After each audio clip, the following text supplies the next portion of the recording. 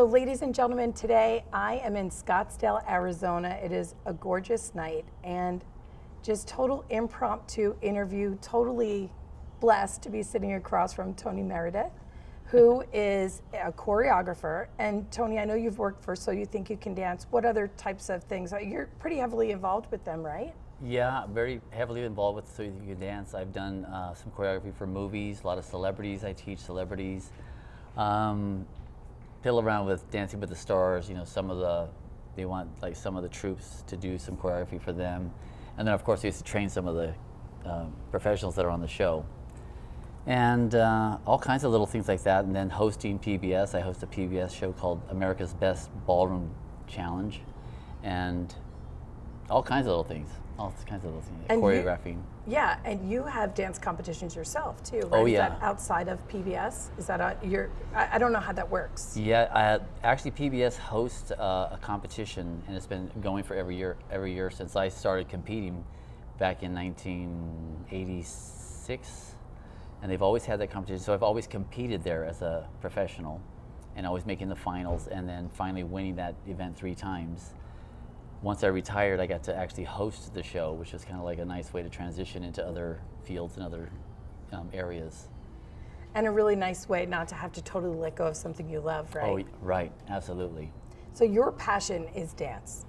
My passion is dance. My passion is dance and sort of like entertainment, and dance and entertainment, entertainment and dance. Sharing with the world something that's so motivating, so inspiring, uplifting, positive, challenging yourself, you know, and transforming yourself as well. Where did this start for you? This started for me when, well, I used to, as a child, I used to watch the Olympics.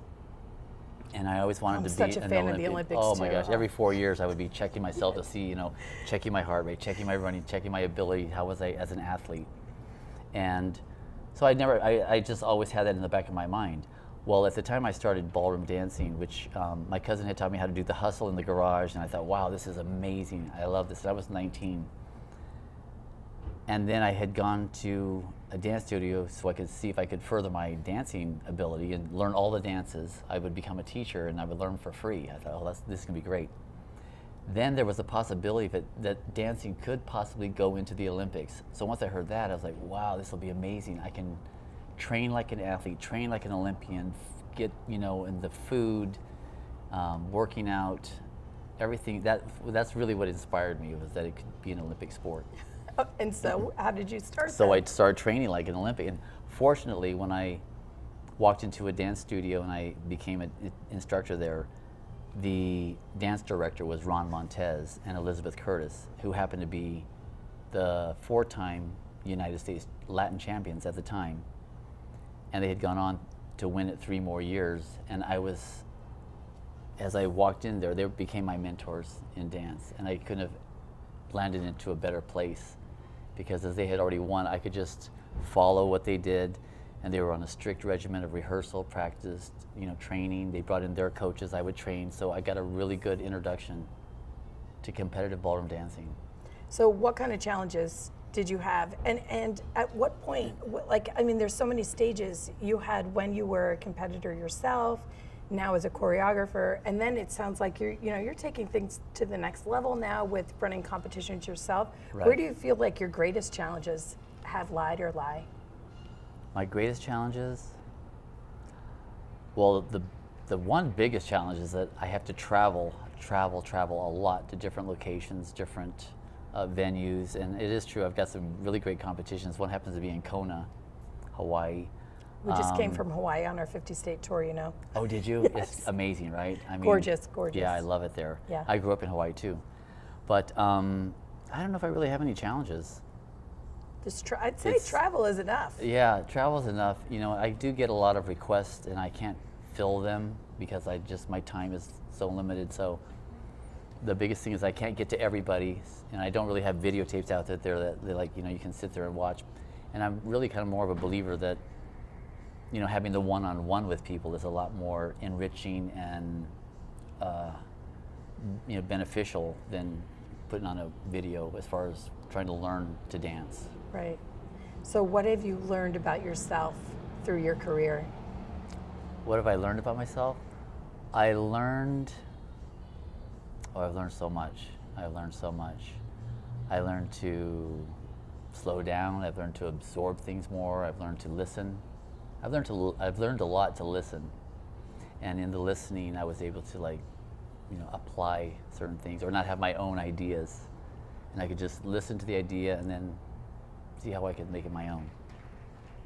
I'm always trying to get people to envision something for themselves, explore what it would take, and execute that first step to act. Mm-hmm. What kind of advice would you give my audience on that?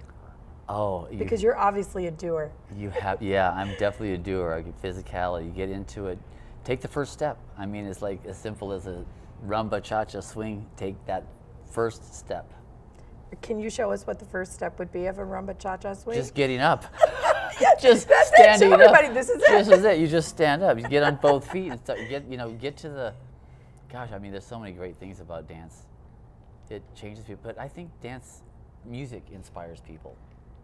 It motivates people. It's like, and if you started getting a group of people together, they start. I feel like music is inspirational, and then dance takes it to the next level of where you're not just feeling it, you're expressing it. Yeah, and yourself, you're owning it. Yeah, you personally get to express it. Yeah, you're personalizing it. Mm-hmm. Somebody else's work. There's a lot of discipline to dance sport or even contemporary ballet, jazz. There's a lot of discipline. What's your favorite style of dance? Yeah. I do really like, I love flamencos. I've seen some of the most incredible, passionate flamenco dancers, tango dancers. Tango is hot. Yeah. It's really when the people are like in it and they're artists and they're performing without mix being with the entertainment that you're talking about. Yeah. When you say dance and entertainment, that's what I think of as the tango. And they're not really trying to show off. They're just like, there's something so in the body that makes it so special. Mm-hmm. Thank you so much for talking to us today. Thank you. I don't know. I wish your listeners, if your listeners are considering dance as a passion and they're, call up a studio, go in there, go to the Friday night guest party, just walk in. I mean, it's amazing. All the dancers around the world are passionate and they're so welcoming and they love every one of you or anybody that walks into their space. They'll dance with you. That was the experience I had today. Here, we walked in cold, this afternoon, and I'm leaving today feeling so fulfilled. Yeah. So it was such a meaningful experience here. Yeah, it really is. It's like a nice full meal, you feel satisfied. And then you want more. Yes. And more. It's addictive, sorry. I know, thanks. For you though, for people to find out your PBS show, can they go to pbs.org? pbs.org. Mm-hmm. Okay, and Tony they'll be able to Meredith look. Ballroom Challenge. And I'm going to be looking for you. Okay. On So You Think You Can Dance. Yeah. I love that show so much. So. Yeah, I'll be out there creating. That's the best part of it, is like creating out of the thin air what can happen. Was there a couple on So You Think You Can Dance that you were a little partial to? Well, overall for me, I love Pasha and Anya, and I know they're ballroom dancers. Yeah, right. They have, to me, and I don't even know, they didn't really win, but everybody has passion. They all have passion. He came back, or did they come together back as choreographers? Yes, they did come back as choreographers, and now he's in So You Think You Can Dance. Dancing with the Stars in England. And she's joined him, and they're doing a whole show around the world, around the country. That's if you can get over to England and interview them, that would be amazing. Yes. You might just do that and extend your 50 states and go beyond. That could be the next step. We've talked about it. We've talked about going global. Yeah, it has to. The show is already global, so that's the next step, Perfect. Thank you so much. Thank you. It's awesome. Keep dancing. Yes, Keep I did dancing dance out today. there. Did you see my moves? Yeah. I know you were out there. I was like, wow, look at her go. I had no idea you just walked in. Yeah, oh yeah. That's great. No, I've been here for years, Yeah. And I talk to you, and I talk to you, and I talk to you, and I talk to you, and we love, and we hate, and we demonstrate, we try to relate. This is my breakthrough. Whoa. Said now, this is my breakthrough. Whoa.